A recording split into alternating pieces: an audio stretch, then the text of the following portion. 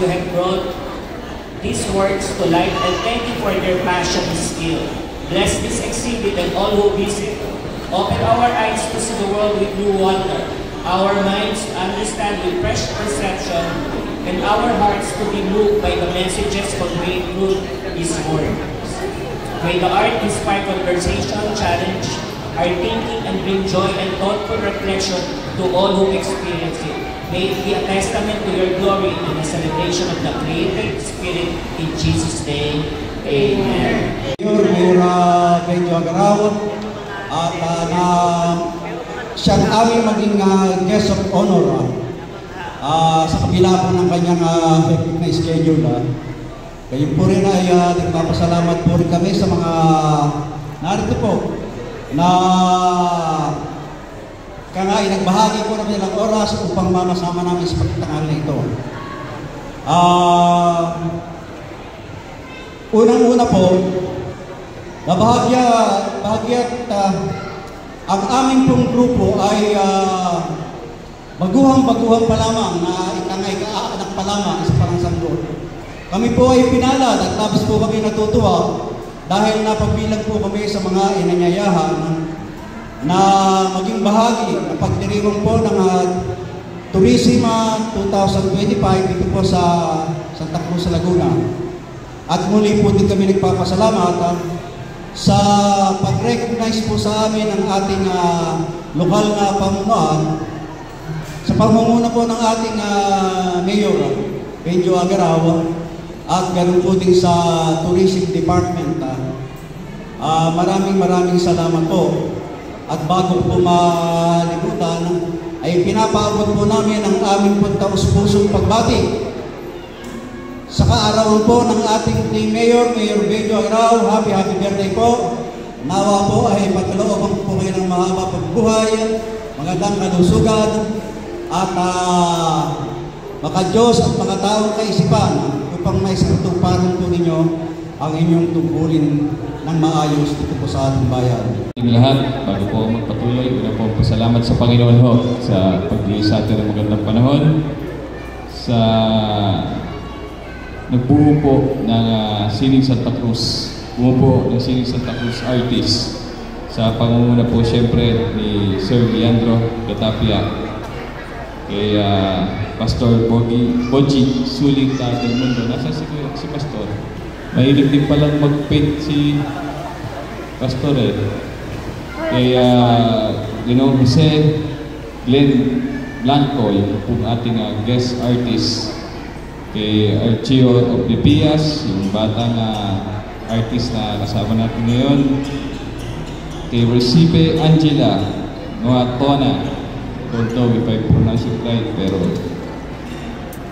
nandyan siya, kay Ate Rexy, happy po natin ng tourism, mahilig din palang mag-paint kasi Ate Rexy. Lahat po ng mga artists na nandito at mga bisita po, even the parents who are present today, magandang umaga po muli sa inyong lahat. Yung wala po nalaman na first time pala na nagkaroon ng organization ang mga artists sa bayan ng Santa Cruz. At ako po'y nagagalak at natutuwa sa termino ko pa naganap ang inyong pagkakabuklod-buklod. At tinitingnan ko kanina yung mga gawa, lalong-lalo na yung mga bata, nakakamangha, nakakatuwa. At alam ko po na sa inyong pagbuo ng organisasyon ito, mas magagabayan niyo pa yung ating mga kabataan na nahihilig po sa pagguguhit at sa pagpipaint. Alam niyo po, ang bayan ng Santa Cruz, pag magkakausap kami nila Ate Rexy, wala naman talaga tayong natural na tourism destination o tourism spot. Wala po tayong talon, wala tayong mga bundok na pwedeng puntahan ng mga dumadayo o mga turista.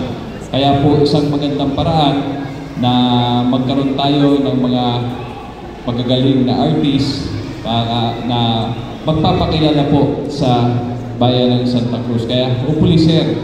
Salamat po, Mayor Benjo Agaraw. And at this moment, we would like to present a token of appreciation to our special guest. May I request our representatives also acknowledging the presence of Sir Tom Alvarado and Sir Bax. Siyempre, palakpakan naman po natin. This painting to Honorable Mayor Benjo Agarao. This artwork is a humble gift to honor your dedication and service to our community. May it remind you that your leadership not only builds progress, but also inspires young minds and creative hearts to dream bigger and reach higher. Thank you for being a guiding light and a source of encouragement for the next generation. Your support helps make a brighter, more beautiful future possible. With deepest respect and appreciation, Sining Santa Cruz, October 12, 2025. Maraming salamat po, Mayor Benjo Agarao. I am a fan of, I'm always with the Filipino people in Australia. I support them, all the events, in everything that the Filipino they are doing in Australia. That's where you're gonna find me. That is my community. That's why even today I'm in the Philippines. Thank you very much for your hospitality, and it's so great to be in the Philippines today. Thank you. My name is Archio Oblivias, and I love making art because it helps me express my thoughts and feelings in colorful ways. Art makes me happy, lets me share my imagination with others. One of my artworks is called Life is Abstract. It shows that life can be all full of colors, shapes, and surprises, just like an abstract painting. My other artwork is Kultura ng Tabisera.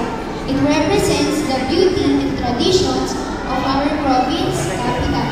I made it to show how proud I am of our culture and history.